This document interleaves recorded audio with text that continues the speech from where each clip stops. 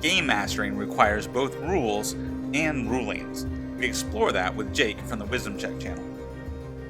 Lines then, when it comes to making rulings or adjudicating rules, like what would you say is your best advice to give game masters out there when we think of the game master as a referee? Like, understand what you're there for and your flaws about that issue. Like, if you take personal pride in every NPC you create, then you're going to be hurt when somebody kills an NPC. So don't do that if you can. Understand yourself is what I'm saying. What are what are some of the like challenges that you faced when it comes to like adjudicating rules at the table? Well, first off, I only learned these things by making horrible mistakes, like letting somebody who knew science convince me that grease was also napalm. I don't know. I was dumb. I didn't know much about the world. There are a lot of instances that are going to come up that you have to figure out what rules work in the situation. And every time, the things that are going to be constant are your players. So no matter what the rule is supposed to be or what action they're taking, it's still the same people. So you need to speak to them and how they would think it makes sense to do this in game. If you have a rules lawyer, you talk to them a specific way.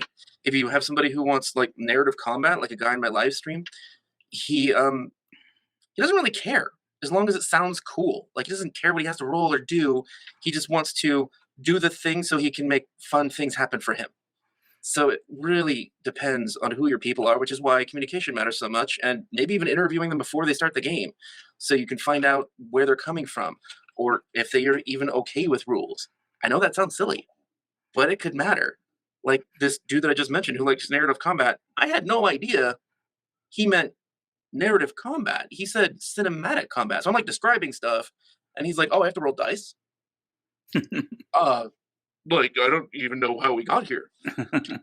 So questioning people, making sure they understand the same ground rules, that's really important too. Yeah, well, like for example, I have a player who's really thorough with the rules. He's a very good optimizer, builds great technical characters, right? He always knows what he's doing on his turn. Like he knows what's going to be a bonus action, he knows what's going to be his action, he knows what's going to be a move action. Like he's on top of it, right? But then I also have that more narrative minded player who just he's going to keep doing stuff and till you tell him he's out of actions.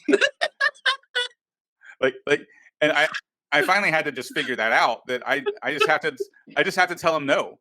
Like, no, you can't do it anymore. And he's like, oh, okay, that makes sense. Right. Yeah, you've done 4 things. How many more? All right. So, and it's not like he's trying to cheat or break the rules. He's role playing.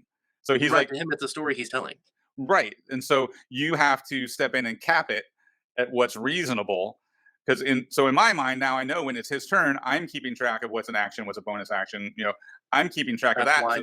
So I know when to tell him that that's enough. That's as much as you can do in this 6 seconds. It's it's Amy's turn now. Shut up, Austin. Yeah. But it's but yeah, that's part of the refereeing of the game, is not just knowing the rules, but knowing when and how to implement them. And then the third layer, what I hear you saying, is knowing how to implement them in a way that relates to your player's style of play. Yeah, I like that layering analogy. It's a good idea. So with that, when do you have to lean on the rules? Like, what is good about having rules? Oh, what an interesting question. So the rules are there to perpetuate interactivity and fun. So if you are building a character, obviously you follow the rules of character building. If you are in a combat where some of the players' actions might conflict with each other, then that's the time that you go, okay, so I need to know the rules first so that I know what should be the case. But otherwise, know what the rules are and then make your own decision about how you want this to play out. And it isn't necessarily about what makes sense to you. It's about how these two players, these people that are interacting with the rules, it's about what they expect and want out of the game and out of what they're trying to do. And that's down to knowing the people. And sometimes that just is going to come up in the moment where you're like, okay, so what are you trying to go for? What's your goal here? And clarifying, if you don't understand multiple times, is fine until you get to the root of the matter. It might annoy people at first, but they will in the end really appreciate that you see their perspective. Right. Like that storytelling player that I have, right? He always wants to use his grappling hook to do shenanigans. He's always looking for ways to interact with the environment. He dropped a bed on a zombie one time, right? Pushed the bed out the window and crushed the zombie from What's the damage on a bed? What's it made out of? Is it filled with feathers?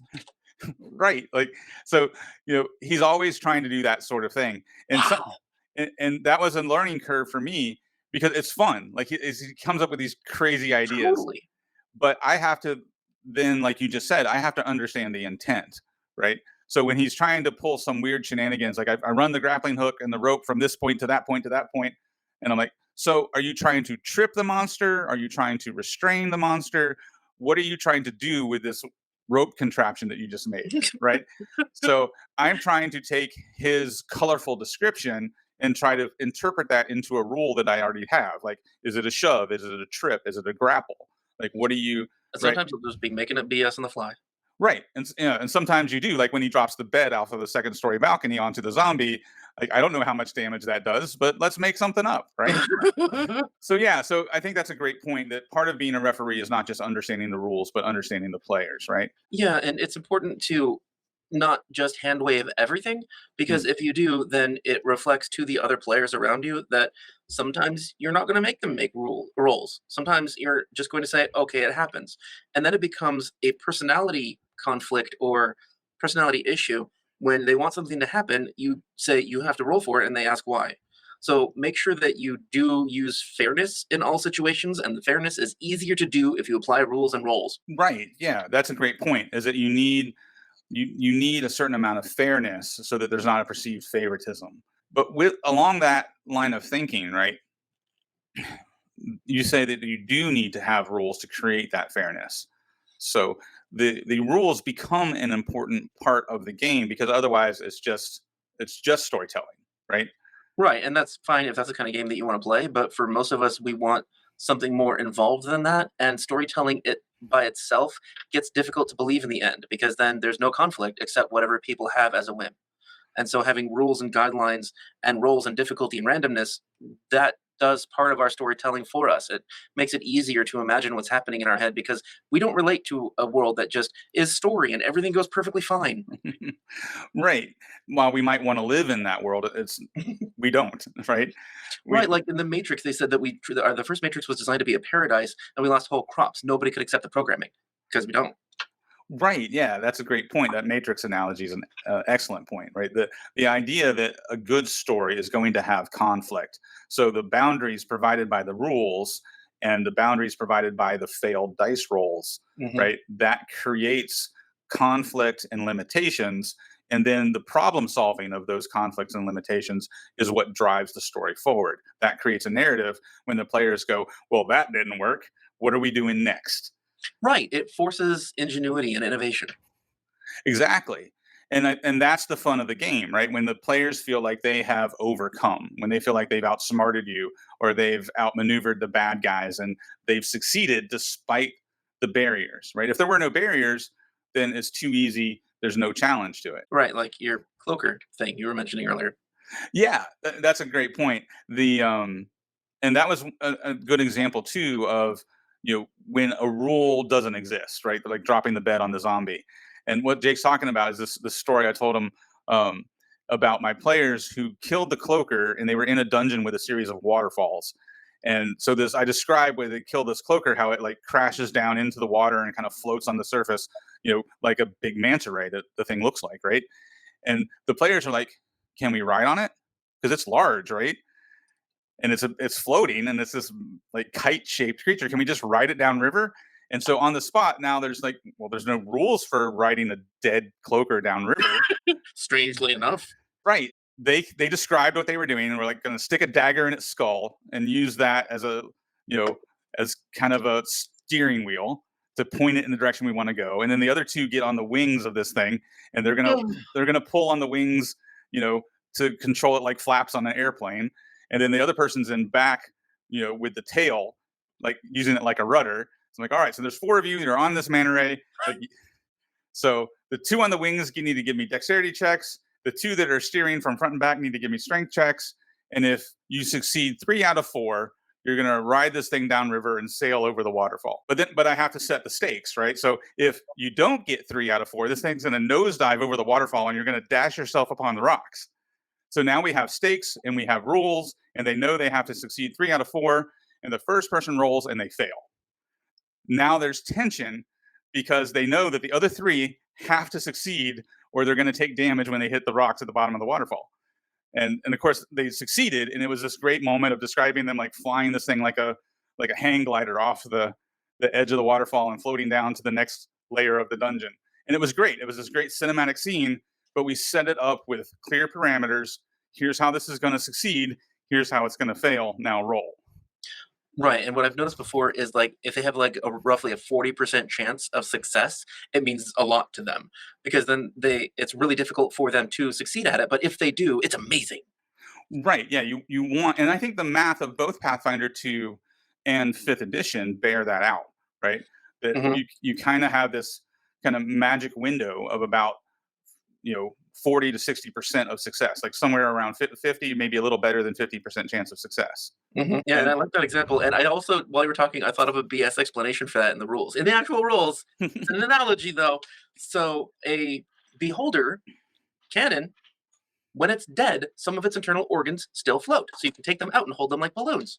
This is also an aberration, the cloaker is, potentially with similar biology, so it might still levitate after it's dead. That's a great point. Yeah. So now we have an in-world explanation for why it was as easy for them to do, and sail past an entire level of the dungeon that I had prepared. And really, nobody cares that that it is improbable. That's the appeal of it. Setting up the rules is really just something for their mind to say, okay, I have this tangible thing that seems realistic that I could grab onto, so my logical side can go away, and then they can have fun. Right. It's the suspension of disbelief, right? Mhm. You want to have enough rules in place or description, I should say, and description in place to suspend that disbelief so that it doesn't seem like this is just completely implausible. Right, we have to relate to it, or it doesn't seem like anything we can believe, and we're not having as much fun. Right. And the rules can help us do that. Going back to the fact that these rules set parameters and you're using those parameters to create challenge, and that challenge creates dramatic tension. If you want to see the rest of this discussion, click the window on your left. If you want what YouTube thinks is the next best video for you, click to the right. And of course, as always, don't forget to subscribe if you haven't already. And thanks again for watching the Dire Den.